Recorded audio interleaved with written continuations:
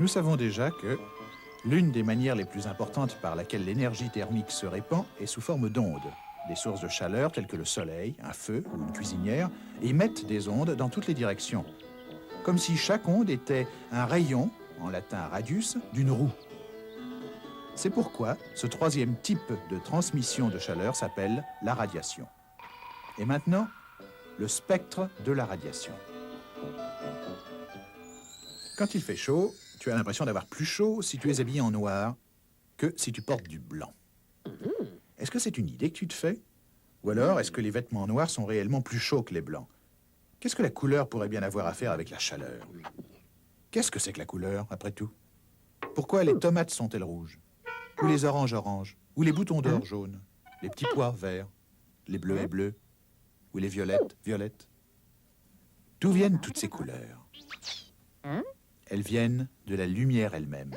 Toutes les couleurs existent dans la lumière blanche. Vérifie. Va dans une pièce sombre. Ouvre une fente dans les persiennes et laisse pénétrer un petit filet de lumière. Maintenant, mets un prisme de verre dans ce filet de lumière. Regarde les couleurs. Rouge, orange, jaune, vert, bleu et violet. La lumière blanche est faite de tout ça. Quand la lumière projette toutes ces couleurs sur une tomate, la tomate absorbe chacune des couleurs, sauf le rouge qu'elle reflète. C'est pourquoi les tomates ont l'air rouge. Il en est de même avec les oranges. Elles absorbent toutes les couleurs, sauf l'orange qu'elles reflètent. Alors les oranges ont l'air orange. Les boutons d'or ne reflètent que le jaune. C'est pour ça qu'ils ont l'air jaunes. Il se passe la même chose avec les petits pois, les bleuets et les violettes.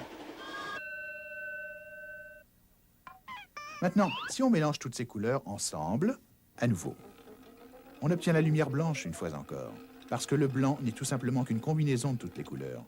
Ton complet blanc apparaît blanc parce qu'il n'absorbe aucune des couleurs, il les reflète toutes. D'autre part, ton complet noir apparaît noir parce qu'il absorbe toutes les couleurs. Il n'en reflète aucune. Le noir, c'est simplement l'absence de toute couleur. Mais qu'est-ce que tout ça a à voir avec le fait que le noir soit chaud et que le blanc soit frais?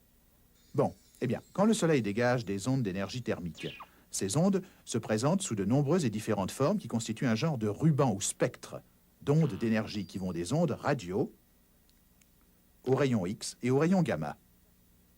Une partie de cette énergie thermique est visible.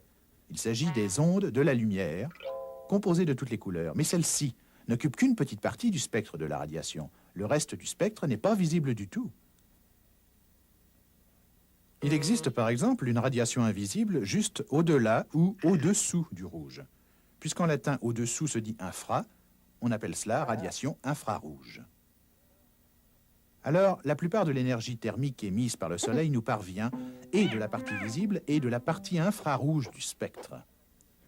Et voilà pourquoi le noir est chaud, parce que non seulement il absorbe l'énergie thermique des couleurs visibles, mais ce faisant, il tend en même temps à absorber beaucoup de l'énergie thermique des radiations infrarouges invisibles. Réciproquement, le blanc est frais parce que non seulement il reflète l'énergie thermique des couleurs visibles, mais ce faisant, il tend aussi à refléter une grande quantité de l'énergie thermique des radiations infrarouges invisibles. Alors maintenant, tu sais que la couleur a vraiment quelque chose à voir avec la chaleur. C'était pas une idée que tu te faisais. Tu sais aussi ce qu'on trouve au bout d'un arc-en-ciel? C'était pas un trésor, c'est la radiation infrarouge.